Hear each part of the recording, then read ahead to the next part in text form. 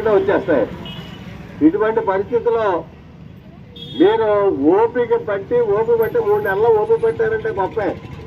ఎందుకంటే అండి మా ఉపాధ్యాయులు జీతం వచ్చాక అంటే ఈ ప్రభుత్వం వచ్చాక కొంచెం అలవాటు పడ్డారు. 8వ తారీఖు వరకు, 9వ తారీఖు వరకు, 10వ తారీఖు వరకు.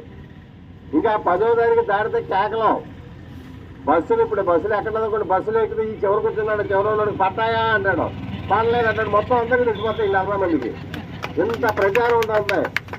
కానీ మీరు ఓపికగా మరి బాధను ఎవరైనా చెప్పుకుంటే మళ్ళీ ఇబ్బంది ఉందనే పరిస్థితిలో చాలా సంయమనం పాటిస్తూ తప్పని పరిస్థితుల్లో మీరు ఈ కార్యక్రమానికి వచ్చారని తెలుసు.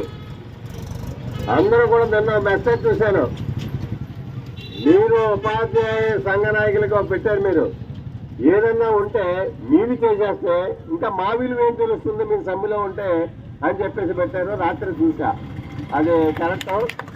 ఎందుకంటే ఒకళ్ళ పని ఒకళ్ళు చేసుకొని రేపు పొద్దున మా పని మీరు చేసేస్తే నేషనల్ సమ్మెలో ఉంటే సిఆర్పీని తీసుకెళ్ళి అక్కడ పెట్టేస్తే ఇంకా ఎలాగా అవుతుంది?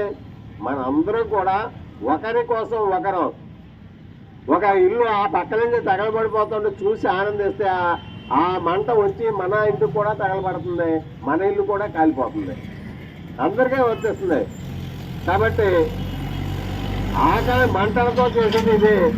మీరు జీతం గురించి కాదు, ఆకలి మంటలతో చేస్తున్నది. కనీసం మిమ్మల్ని ఒక మనిషిలాగా గుర్తించకుండా మరి ఆఖరికి బట్టలు వచ్చితే బట్టలు కూడా మోసేవాళ్ళు మీరే.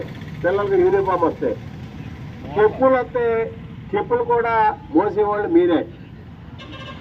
అన్ని రకాల సేవలు ఒక పక్కన ఇటు రెండో పరంగా కార్మికులలో మనుషులు పెట్టుకోరు కదా, మిమ్మల్ని వాడేసుకుంటాం. మీరు వాడేస్తున్నారు మా సిఆర్పీలు. అలాగా మిమ్మల్ని